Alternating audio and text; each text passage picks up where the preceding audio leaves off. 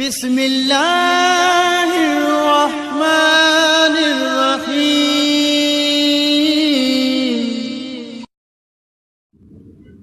أعوذ بالله من الشيطان الرجيم. بسم الله الرحمن الرحيم. الحمد لله رب العالمين. الصلاة والسلام على سيدنا ومولانا بالقاسم محمد وآله الطيبين الطاهرين المعصومين المظلومين. أما بعد فقد قال تبارك وتعالى في محكم كتابه المجيد. بسم الله الرحمن الرحيم. وأخذهم الربا وقد نهوا عنه. नाज़रीन मोहतरम, अस्सलामु अलैकुम या अली मदद। जीअं त असांजो अॼु टीं क़िस्त जेको असांजो मौज़ू बहस व्याज जे बारे में हली रहियो हुयो त व्याज जा रवायात ऐं हदीस ऐं ख़ुदावंद मुतआल जे नज़दीक कहिड़ा नुक़सानात आहिनि। त व्याज हिकु कबीरा गुनाह आहे जंहिंजो ख़ुदावंद मुतआल आख़िरत में आज़ाब त रखियो आहे, लेकिन उन जो आज़ाब दुनिया में भी आहे। इन सिलसिले में इमाम जाफ़र सादिक़ अलैहिस्सलातु वस्सलाम जिन फरमाइनि था, मौला जिन फरमाइनि था, अगर कोई शख़्स हक़ जी राह ते हले थो ऐं उन ते मुश्किलातूं अचनि थियूं, उन ते मुसीबतूं अचनि थियूं, त ॼण ख़ुदावंद मुतआल हुन शख़्स खां को इम्तिहान वठी रहियो आहे, जंहिं इम्तिहान मज़ा हीउ शख़्स गुज़री रहियो आहे ऐं पंहिंजो इम्तिहान ॾींदो रहियो। ऐं मौला जिन फरमाइनि था, अगरि कोई शख़्स हक़ जी राह ते नथो हले, यानी गुनाहनि कबीरा व्याज खाए थो ऐं उन ते मुसीबतूं, मुश्किलातूं, बीमारियूं अचनि थियूं, त ॼण ख़ुदावंद मुतआल उन जो आज़ाब दुनिया खां ई शुरू करे छॾियो आहे। मौला जिन फरमाइनि था, हू वठे जेतिरो थो ऐं उन खां वधीक डबल में हुनखे ॼण थो पए मुसीबतुनि ऐं मुश्किलातुनि जी वजह सां।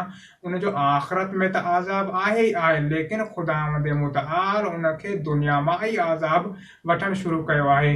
मौला जिन इमाम जाफ़र सादिक़ अलैहिस्सलातु वस्सलाम किताब अल-काफ़ी जुल्द नंबर 2 में मौला जिन फरमाइनि था त व्याज हिकु कबीरा गुनाह आहे। त कंहिं इमाम खां सवाल कयो, मौला व्याज अगरि कोई शख़्स खे ख़बर हुजे त व्याज हराम आहे ऐं उन जे बावजूद बि व्याज खाए, छा उहो काफ़रनि ऐं मुशरिकनि जी मौत मरंदो? मौला जिन फरमाइनि था, अगरि कंहिं शख़्स खे इहा ख़बर हुजे त व्याज हराम आहे, लेकिन हू व्याज खे हलाल सम्झी करे खाए थो, मौला जिन फरमाइनि था, मुशरिकनि ऐं काफ़रनि खां वधीक हुनखे आज़ाब ॾिनो वेंदो।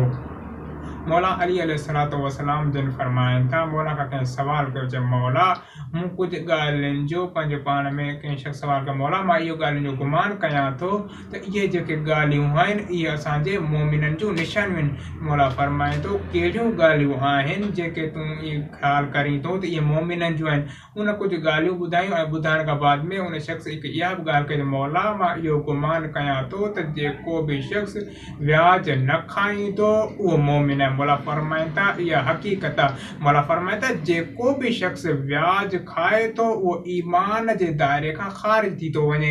मौला जिन फरमाइनि था, जॾहिं उहो ईमान जे दायरे खां ख़ारिज थी थो वञे त ॼण ख़ुदावंद मुतआल ऐं उन जे रसूल सां ऐलान जंग थो करे। जंहिं ऐलान जंग थो करे त पोइ हू ईमान जे दायरे खां ख़ारिज थी थो वञे, यानी काफ़िर ऐं मुशरिक जी मौत मरी थो वञे। इमाम जाफ़र सादिक़ अलैहिस्सलातु वस्सलाम कबीरा गुनाह मौला फरमाइनि था 7 कबीरा गुनाह आहिनि। हिकु, सभ खां पहिरीं जेको उहो शख़्स पंहिंजे वालिदैन जी नाफ़रमानी करे थो। नंबर 2, अगरि कोई शख़्स कंहिं बेगुनाह जो क़त्ल करे थो। ऐं नंबर 3, अगरि कोई शख़्स ख़ुदावंद मुतआल जी नाफ़रमानी करे थो।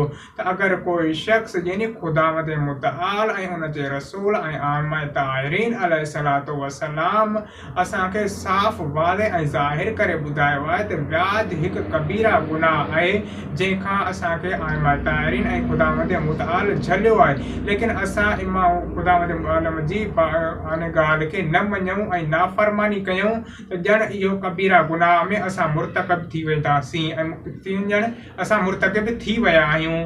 त माना मुर्तकब थी वियासीं त माना असां ईमान जे दायरे खां ख़ारिज थी वियासीं। नाज़रीन मोहतरम, अॼु असांजी टीं क़िस्त हिते पहुती। इंशाअल्लाह वधीक चौथी क़िस्त में वधीक तफ़सीलात सां तव्हांजी ख़िदमत में हाज़िर थींदासीं। वस्सलामु अलैकुम वरहमतुल्लाहि वबरकातुहू।